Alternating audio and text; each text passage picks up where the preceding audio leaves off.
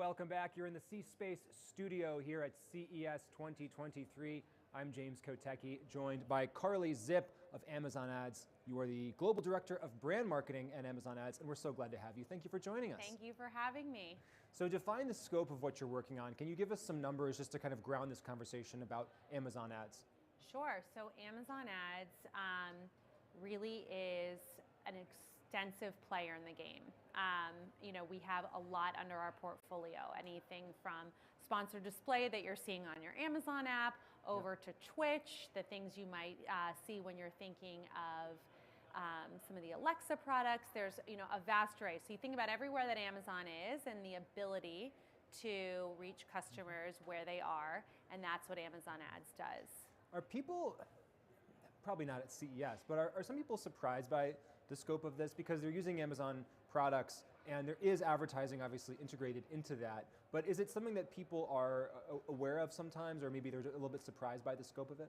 I think they're surprised pleasantly, but the interesting thing that I love about Amazon is, unlike some of the social platforms or entertainment platforms where you are there as a consumer to just consume content, when you're on Amazon, you're primed to shop and be marketed to. So once that value proposition comes to shop, there you go. Do you use that intentionally? In there. Yeah. So I think people are pleasantly surprised, and when you put it all together, what's under the Amazon umbrella and the One Amazon approach that we try to take, it makes sense. So unpack that. One Amazon, what does that mean? One Amazon means kind of all the businesses that are under Amazon that really kind of contribute to the ecosystem. So whether it's healthcare or AWS, you think about Wondery, you think about Twitch, streaming, all the places where we are. There's there's a lot that's there, and there's a lot of really the ability to kind of advertise and reach customers exactly where they are. What can you tell us about what's going on with Twitch right now? I can tell you that it is an amazing streaming platform that is reaching audiences in a totally unique way. It's cool for us as Amazon Ads to have them and to work with them and to think about it, because it's such a unique value proposition, and it reaches people in such a different way. And do you think about Amazon Ads differently on Twitch as you would in other parts? What's unique about the Amazon Ad experience when it comes to Twitch and what's going on there? Yeah, it's definitely more native. So when you are on Twitch and you're using the platform in that way, we don't want to kind of be intrusive. We want to be additive to the conversation, and so the ads that you're going to see are going to look very different than what's on the app or what's on other parts of Amazon. Do you deal with integrating any kind of ads programmatically, maybe not programmatically, but integrating ads into what the streamers are actually doing, like having the streamer read something or promote something in the middle of their stream? So we're exploring everything. I personally do not have the pleasure of that. I have the pleasure of overseeing an amazing team that does things like CES, but that's definitely something that they look into. Got it. So during the pandemic, Amazon was kind of a lifeline for a lot of people. It helped a lot of people stay home and get the kinds of things that they needed.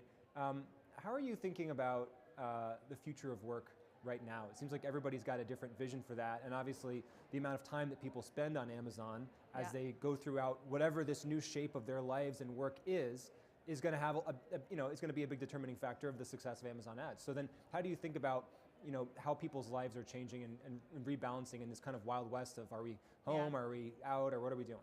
What I love about Amazon as a company, and as I mentioned to you earlier, I've been here a very short amount of time, but I've seen that the company, even though we have physical footprints in so many different cities, there's really an acceptance of remote work, an acceptance of work-life balance, because I think we've seen how successful and actually how necessary and vital Amazon has been in times of peril. And so I really, I see the future of work as being much more about a strong work-life balance. I'm a mom, I have 2 young kids. Being at places like CES are amazing, but I'm also missing out on things with my kids. So the fact that I can have screaming kids running around while I'm, leading meetings or able to connect with customers from the comfort of my home, I just envision that for my team, and I want that for them, and I want them to experience that as well. So speaking of kids, how do you think about ads in when it comes to kids. So with Alexa, for example, kids can very easily access that and use that. It's meant to be very accessible. So how do you think about Amazon ads, and what kind of guidelines do you put in place for your team when it comes to that? To be candid, this is not something we discussed, and I just can't answer that. Totally in fine. Sorry. Totally fine. Let's talk about leadership principles. Yeah. Amazon has these leadership principles.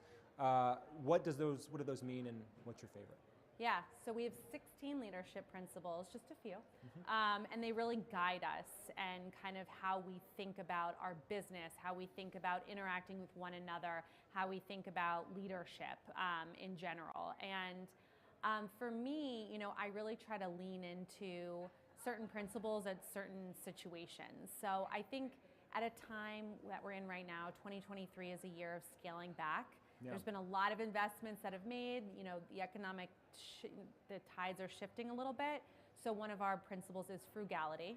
And frugality is not always the sexiest principle, not always the sexiest term, but I will say is something that keeps us safe as a brand and really allows us to really think differently with what we are tasked to do, and how can we make things go farther and think about things and innovate and do things differently, because it's really easy to just kind of rinse and repeat when you're in the same economic times or things are really great. But I think the real challenge, and when you really see the grit, and the grit in my team that I love seeing, is when things are a little tighter and you have to really embrace frugality.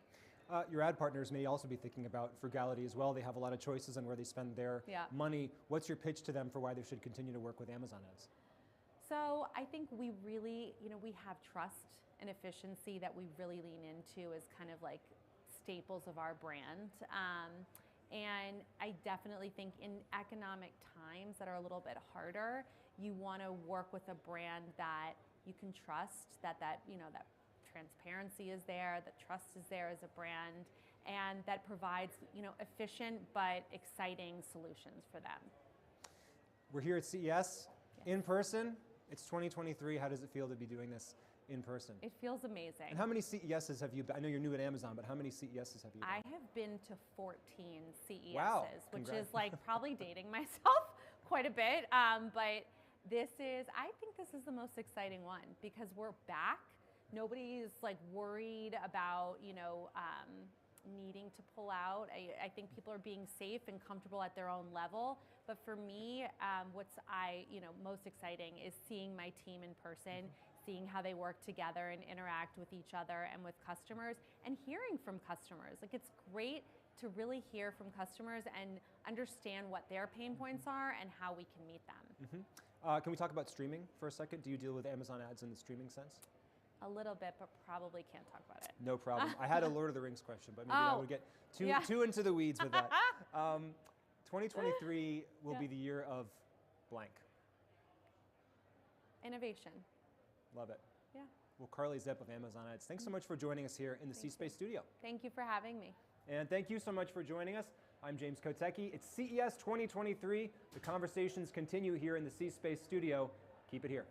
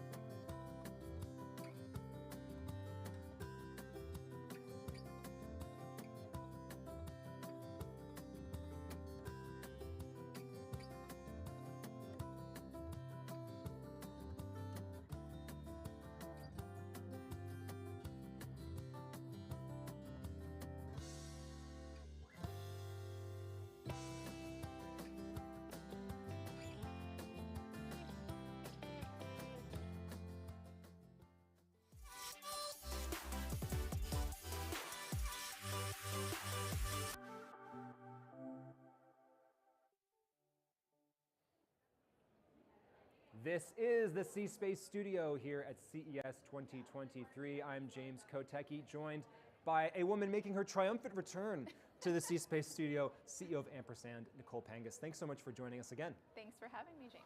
So you and I have talked, is this your third time with us, or second or third time? I think it's my third time.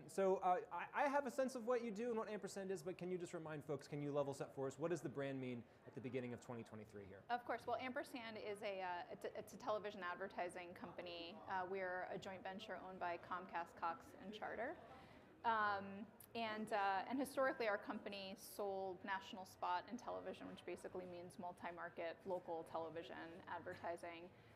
When I joined almost 5 years ago now, we moved into more advanced television, so using data for better targeting of television advertising, hopefully to make the consumer experience in television more effective and efficient. So you've been undergoing this change in the company. There was a rebranding the entire name of the company at one point. That's right. And so now here, 5 years in, what are your priorities as you look into 2023? What do you still need to do are you still on the journey? What is your next step here? Yeah, I think the strategy since I joined really remains unchanged. I'm a big believer, I always talk about evolution versus revolution. The idea of, a lot more data in television, better targeting, better consumer experience is certainly a moonshot. There's a lot of steps that we need to take to get there. Distribution of the cable operators moving from linear to digital, for example, is one piece of the puzzle. Leveraging all the insights that we have access to, pulling them together in interface is another one. Educating the marketplace on a whole new way to buy television differently than they've been buying for the last literally 50 years is another one. So we're on a journey. The strategy remains unchanged, and certainly early data in advanced television shows that we are on the right path, certainly. And is that education piece still ongoing? And is it harder in a sense, because in some ways, the people who are most eager to be educated and learn new ways of doing things, presumably they're already getting on board. And so maybe now do you have to educate folks who are a little bit more challenging? 1,000%. Change is hard. It is an overused phrase, certainly, but it has the benefit of being true. The buyers of advertising, not just in television, but just generally agencies, brands, are all going through their own transformations in a transformative time in the advertising industry, in a transformative time in the world. So there's a lot of transformation going on, and we're just, one piece of a very large puzzle trying to do, kind of our part of it. It's hard to get a handle on it when you look at the macro sense, but if you were to advise an individual how to approach this, as someone who is maybe willing to make the change but just hasn't done so yet, where do you tell them to start?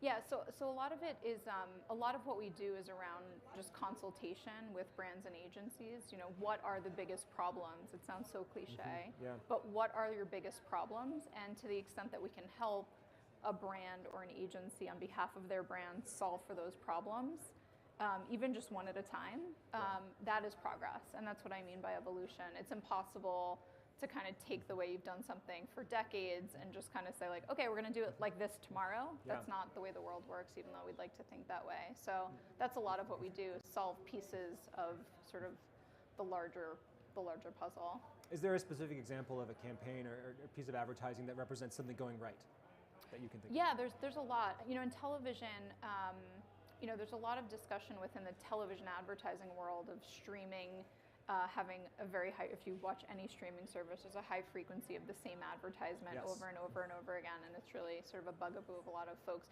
But the truth is that within all of television, because we have access to a lot of insights because of the distribution we represent, the truth is that is actually across all of the television ecosystem. So we really have a lot of wood to chop.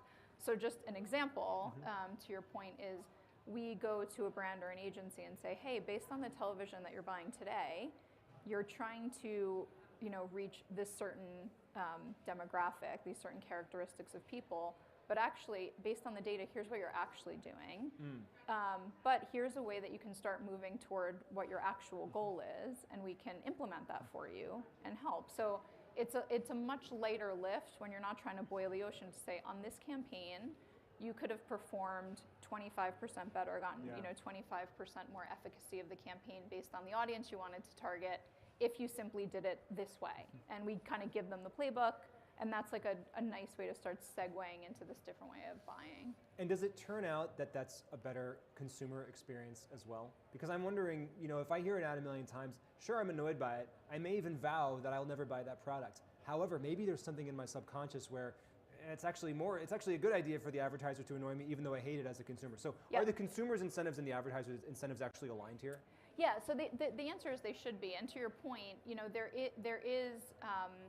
there is value in a certain amount of frequency, but there is diminishing value in over frequency. Yeah. And finding that line is some combination of art and science, and that's really sort of at the forefront of what we do, sort of that intersection of art and science. And the good news is we sort of have both in what we do, because we have the science because of the data, and then we work creatively with the brands to say, like, how has the impact worked on these underexposed audiences versus overexposed? And there's brand impact metric companies that we work with that actually show that, the art part of it, like what resonated, what didn't, when did you start angering your consumer? You can actually find that out now. Head on, applied directly to the forehead. I still remember that commercial all these years later, and I'm still annoyed by it, and I don't think I ever bought the product. We're here at CES, where new devices and platforms are coming out all the time, and those are the things that actually change the way that people consume this content and consume this advertising. Yeah. Are there certain technological trends that you're looking at the horizon about ways that you may be playing in the future?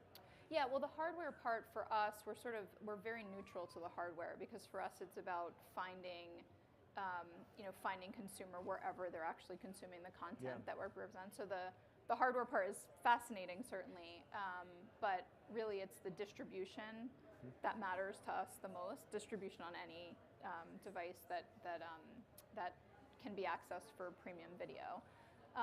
What I'm really excited about is there's an intersection within the advertising space around retail media now, retail data, CPG companies, retailers, really moving into television and trying to figure out ways, to our earlier discussion about consumer experience, how do we make the consumer experience in television much more engaging and authentic? And the truth is, if we provide a good consumer experience on television, ads will not be frustrating to consumers. Right. So I do think we're at just the start of a journey now that television is becoming more digital-like to really make the consumer experience truly beneficial to the consumer, will they actually feel that way as well.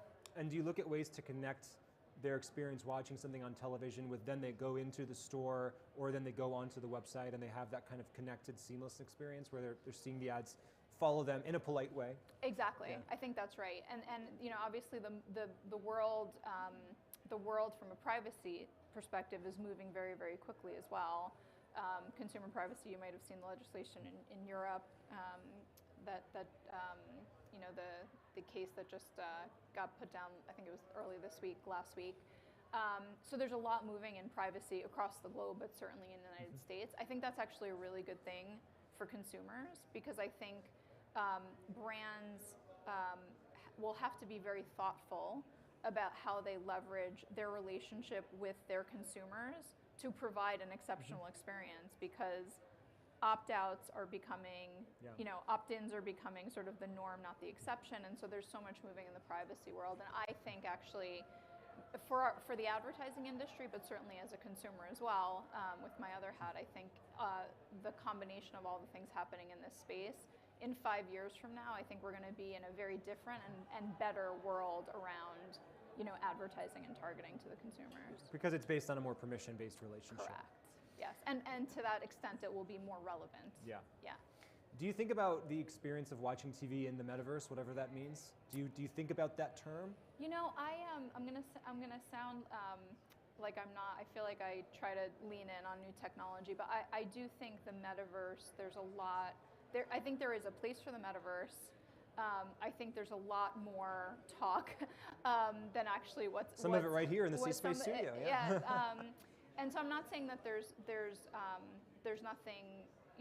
There will be something in the metaverse. I think the amount of investment that just suddenly pivoted into it, I find fascinating, because I think we have to understand what what are we trying to solve? Like, how are we going to make the world better? How are we going to make consumer experiences better? And I feel like we're going to the solution before actually figuring out what we're trying to solve for.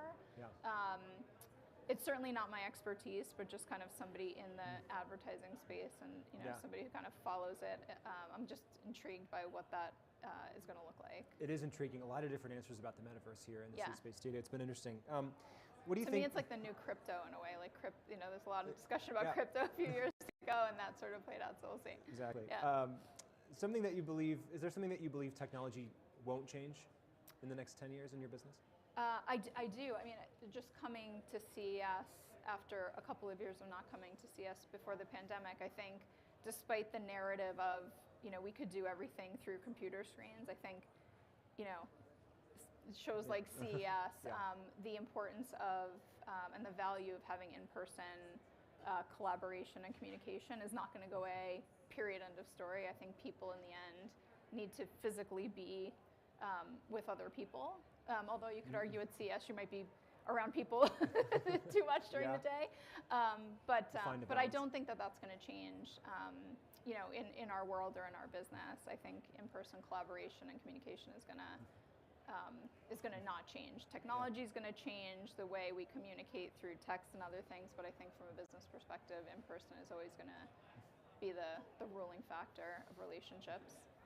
You're a Girl Scout leader to your daughters, I believe. I am, yes. And any similarities between that job and this one? Well, there's more arts and crafts in the Girl Scout troop.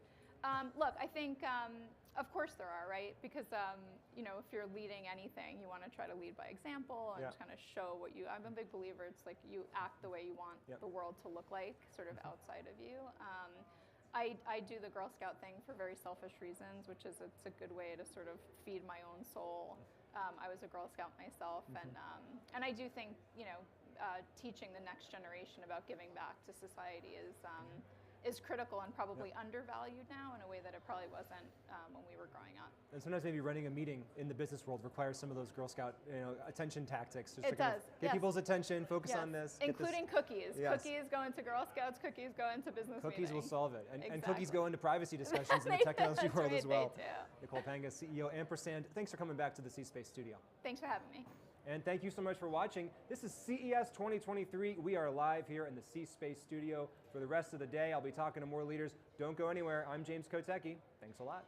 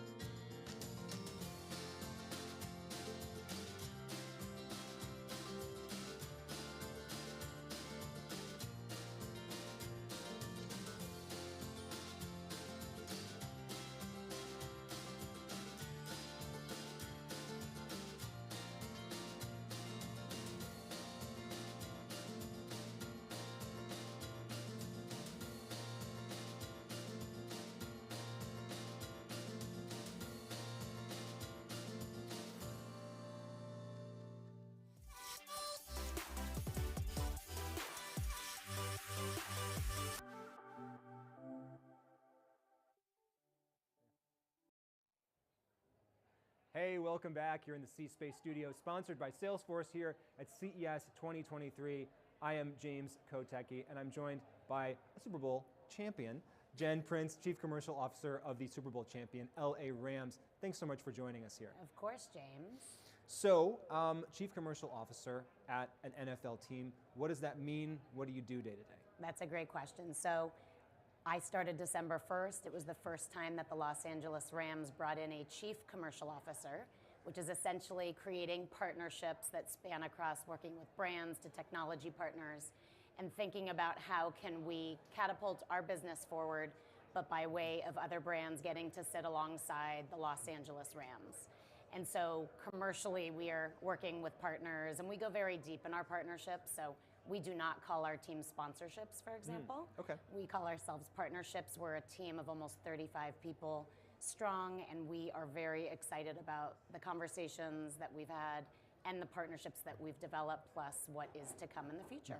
I know they're probably all your children, and you appreciate all the partnerships that you have. Do any stand out as particularly interesting or maybe relevant for the CES audience? James, you're not supposed to ask that if they're all equally important.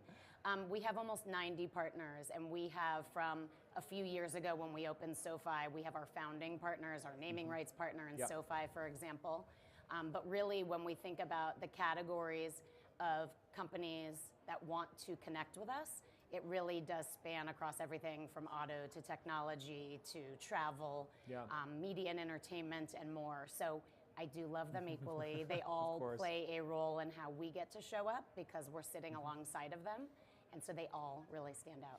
And how does technology play a role for you in what you do? You're obviously here at CES for a reason. So how are you using technology to promote these partnerships? Yes, so technology innovation is one at the core of how the Los Angeles Rams have always been thinking we're first in everything. When you look back at our history, from having the first openly gay player to the first Black contracted player to the first male cheerleader, and on and on and on, right? So when we think about everything from football, our coach, our style, how we do things differently, challenging the status quo, we think about innovation and technology.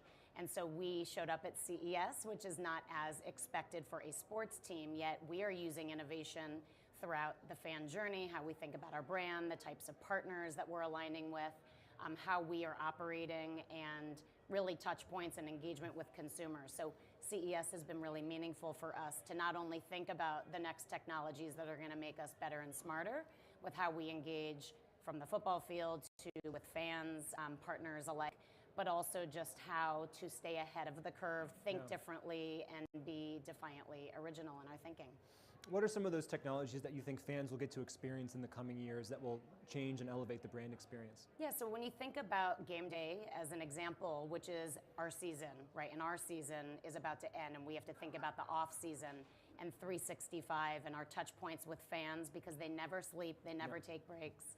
And so I would say that the touch points are the in real life venue experience and how do we make them meaningful? How do we bring innovation, the freshness into each season? So we have been at SoFi for the last 2 years with fans in stands. And so we have taken all the learnings from these 2 years, but we're just getting started. The state-of-the-art facility has incredible technology, innovation, and capabilities. We continue to pull levers, but when we think about our technology stack and how we can layer things on top of that, it's all to surprise and delight fans and to keep the experience very fresh.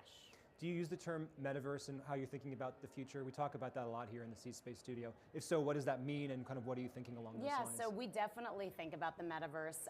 We had partnered earlier last season with 6 Connects as one example, where we have a virtual Rams fan house, a Rams house that virtually, if you can't be at SoFi Stadium for our games in season, or if off season you want to get that surprise and delight and connection with the Rams, you can go to the fans. The fans can go into the Rams house and into the stands. And this is a physical building?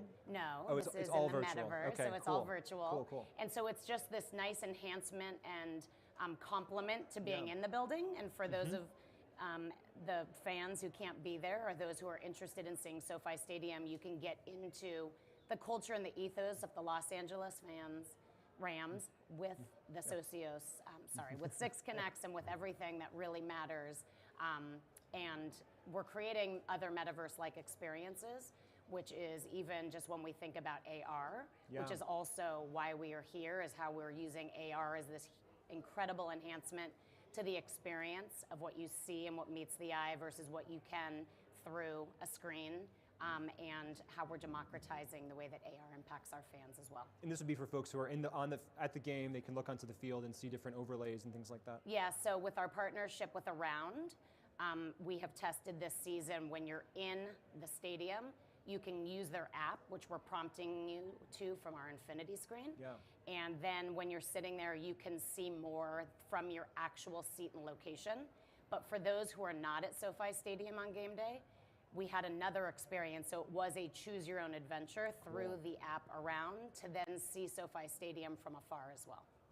Did winning the Super Bowl, so this was about 3 months after you joined the organization, I think. Your organization won the Super Bowl. Did winning the Super Bowl change your job in any significant way? Did it make it harder? Did it make it easier? And you're holding up the ring right there. That's for you, James. Oh, this is for me? Yes. So I'll hold this up for folks. I don't know if we can get a tight shot of this. This is a legit, obviously, this is the Super Bowl ring. I guess the fact that I'm holding it makes me a de facto or like second tier Super Bowl champion, like for the moment until I give this back. So thank you so much for this honor. I feel empowered. But did it change your job in a significant way? I mean, winning the Super Bowl is, the North Star for sports and NFL, and it has really elevated what's possible, not only on the field, but in the business. So I walked in December 1st. I got to finish the season and the Super Bowl, but then thinking about planning the future, not only for this next season and beyond, it really helped us think about how do we stay humble, but have this incredible win to really help elevate what we are. And if you think about our brand, for example, the Los Angeles Rams is really a global brand, and we pride ourselves on that in that we're not just an NFL team sitting in Los Angeles. We get to sit in the center of SoFi Stadium, which has become this mecca of entertainment sitting in the heart of Los Angeles, and is bringing more than just the Los Angeles Rams into the building. But we think with all of the assets and all of the wins, plus what's to come in our business and how we continue just iterating on our thinking, the Super Bowl just helped catapult what's possible with partnerships, community events, player interaction, bringing more attention to SoFi Stadium and more. So beyond your industry, beyond the sports world, is there someone else or something else that kind of inspires you to innovate? So I would say CES has been this incredible place that I have been to probably a dozen years. And coming here, there are so many individuals, plus just innovations and technologies that I think have played a major role in my career getting to this place. However, I am newer to sports, sitting at a team directly, and Stan Kroenke and what he brings with Kroenke Sports and Entertainment. He, even though he sits within sports and within the Rams organization at the top as ownership, what he brings with all of the other assets, teams, and capabilities to what we think about in our business, I would say it's Stan Kroenke and his organization. Well, thanks so much. I'm going to put this on and see if I achieve. Can I put this on? I want you to put that on. I'm going to see if I achieve new powers. New powers here in the studio. Thanks so much for joining us. Of course. Jen Price of the LA Rams. And of course, I'm going to give this back to you. I'm almost nervous holding this. Thank you so much for joining us here in the C-Space studio. Of course. Thank you, James. And thank you so much for watching. This is the C-Space studio here at CES 2023. I'm James Kotecki. More conversations are just ahead. Stick around.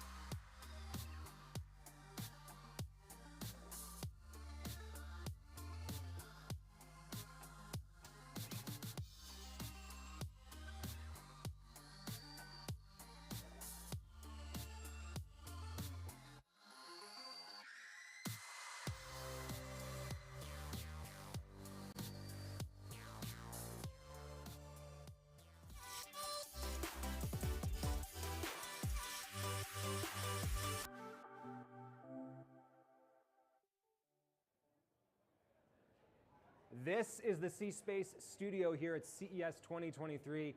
I'm your host, James Kotecki, joined by Ty Randolph, the CEO of Heartbeat. Welcome to C-Space Studio. Thanks for having me. So Heartbeat, tell us what that is. Let's understand the brand as you approach 2023. Absolutely. Heartbeat is a company founded by Kevin Hart, hence the name. And we're on a mission to keep the world laughing together. We make, market, monetize comedic IP, all in an effort to connect global audiences around this connective tissue of laughter. So this is Kevin Hart's production company. Is everything you do, does everything you do have Kevin Hart in it to some extent? Absolutely not, no. So, Kevin has a saying, he's like, I'm not gonna get any more famous, but this is about supporting the next It'd be hard for him to get any more. He's the number one, I don't know, whatever the metric is, but he's one of the top comics, obviously, in the world. He really is, and is deeply committed to, cultivating the next generation of comedic storytellers. We work across brands, platform, and streamers to deliver content with humor and heart. So, we're organized into 3 distinct divisions. We have a studios group that does film, TV, audio, and that's audiobooks, podcast, radio. We have a media group which handles worldwide distribution of all of our content, also live events and experiential. And then we have a group called Pulse where we do a lot of branded entertainment and co-branded storytelling with the likes of Procter & Gamble, Sam's Club, Chase. So a really vertically integrated media platform. So for that last one, brands come to you and they say, we want something that is funny, that will make people emotionally connected to it. And we don't necessarily know how to do that ourselves, so we're looking for your talent to do that. Well, increasingly brands are really looking at us as a thought partner. So the questions look a little bit more like, I am trying to engage, a new demographic. I am trying to, gain share of heart, share of mind. And they come to us because they know that, we're very effective storytellers and that comedy and laughter is a really effective storytelling device. But we try to play a little higher in the funnel and really not just say like, how do we create a funny thing, but how do we solve a brand's challenge or seize a brand's opportunity, and how do we ultimately deliver a lot of value to the end consumer in doing so? How do you get the talent on board? Are you finding these people organically? Are they coming to you? Do you look at people who are already influential on social media and bring them in? There are a number of ways. I mean, one of the things about having someone like Kevin at the helm is we have a lot of platforms that are really real talent activators. We have a series called Heart to Heart on Peacock where Kevin interviews some of the most brilliant comedic minds or the most brilliant minds in entertainment. And so we've had John Travolta on, Jay-Z, Tracee Ellis Ross. And so, there's this sort of like halo of wanting to come in and have a good time and play with us. Same with Cold as Balls. It's the #1 sports show on the internet. And we've, had athletes on by the way, if you don't know what Cold as Balls is, it's Kevin and ice baths with athletes. And, we've had all sorts of, athletes on from the WWE, NBA, NFL. And then we have programs like Women Right Now where we're cultivating emerging talent. Women Right Now is a screenwriting fellowship and directing initiative that we do in partnership with Sundance Institute to support Black women screenwriters and directors. And supported by Chase Sapphire. We're in our 2nd year. We're actually going to Sundance in 2 weeks. And so, we try to play along the funnel and spectrum of talent. Comedy always evolves as society evolves. This is too broad of a question, but I might as well ask it anyway. Where do you think comedy is right now from your perch? Is there a way that you define it or think about it? Sure. So it's interesting. Laughter is universal. Comedy can be very specific, right? It could be culturally specific. It could be, specific geographically. Language can create barriers around it. And so, we really try to focus on that broader mission of keeping the world laughing together. And so we focus more on the laughter than the comedy, if that makes sense. Yeah. And so, and because sort of, societal sensibilities will change. There'll be nuances depending on where you're distributing. But at the end of the day, if we pursue that goal of creating entertainment, creating experiences that allow people to drop their shoulders, have some real relief at a time globally when, there are unprecedented levels of depression. I was reading a study, I think, by the World Health Organization recently that during COVID, globally, depression spiked 25%. That's really dramatic. And so for us to be able to provide any light, any levity, and that may look a little bit different depending on which audience we're serving and on what platform, but the pursuit of that mission makes sure that we're still relevant no matter how the distribution platform or the sensibilities change over time. And do the brands that come to you ever get skittish about certain kinds of things that might make people laugh? Even if something is fine today, we know that if that same thing is viewed 5, 10 years from now, maybe people would look at it differently. Is that a risky thing for them to be involved in? I always say that, and sure, right, there can definitely be trepidation, and again, because of just, the state of society that we're in with so much dividing us, I think not just brands, but people can sometimes have trepidation when venturing into humor. But I believe that every brand has a sense of humor because every brand is run by people and every person has a sense of humor. That sense of humor and brand of humor may not be the same for everyone, but show me a person who doesn't like to laugh. Show me a person who doesn't want to smile. And so I think we really try to navigate with brands, telling stories with humor and heart. And not everything is comedy first, but that really get to where they get to connect with folks on a really personal level and where you disarm folks so that they could really be more open and receptive to messaging. What are your internal meetings like? Are you laughing all the time? Everyone asks that. So if you were in a meeting, two things. I always say to my team, if we want to create entertainment that makes people feel good, it doesn't magically feel good on the other side, so we should be having a good time while making it. And we try to live by that mantra and really embrace it. However, the monetization of the business and running a global content company is no laughing matter. And so in that regard, whether we're in a meeting with Kevin or I'm in a meeting with any of our lieutenants, we try to stay very focused because we take the mission of laughter very seriously. You've called it your mission, this is in your bio, I believe, to carve out spaces for overlooked voices in the industry. Where are you finding that talent and what are you thinking about in that regard as we head into 2023? I think of it at a couple of different places in the funnel. Behind the scenes, we just had a hiring announcement, and we brought on a new head of experiential. We brought on new distribution leadership, really bolstering our capabilities across those 3 divisions. And when the article landed, I was just proud about the growth, but more proud about the diversity of experiences, ages, genders, and backgrounds that were represented there. Our team is 53% women, and that's not impressive because the world is 51% women. Our team is 72% people of color. The world is 80% people of color. And so we're really trying to create a reflexive and responsive organization. And then on the talent side, like I said, there are initiatives like Women Right Now where we're purposely saying, where can we do more? See something, say something more, or do something. And so, from where we sit in the market, we're always trying to challenge ourselves, our partners, to not just embrace diversity as an initiative, but really think about it as an imperative to future-facing the business. You certainly seem to have a global scope to what you're doing. Is there a certain region of the world that has your eye right now as far as where growth opportunities might be? Well, there's one that's top of mind just because it's coming up soon. So, we are launching a global experience around Heartbeat that's right at the intersection of comedy, culture, and commerce. And we're going to debut that experience in partnership with Advertising Week at Advertising Week South Africa in February. And so we're really, really excited about the opportunities there. There's going to be live comedy performances. There's a B2B element of it in partnership with Advertising Week. And then some really interesting kind of on-the-ground things that we're doing from a cultural and commerce and business perspective. So, that's what's first up, but that same program will also go to London. We'll be back at Vegas later next year with some version of it. And so we say we're trying to deliver laughter whenever, wherever our audience wants to laugh, and I think there's an appetite globally for that. Is it fair to call that experience kind of like a festival? Yeah, like a traveling festival, if you will. Okay. Well, that's so great. Well, thanks for being part of our little festival, our traveling festival here. Ty Randolph, CEO of Heartbeat. We really appreciate you coming on C-Space Studio. Thanks for having me. This was fun. And thank you so much for watching. I'm James Kotecki. This is the C-Space Studio from CES 2023, and more great conversations are just ahead. Stay with us.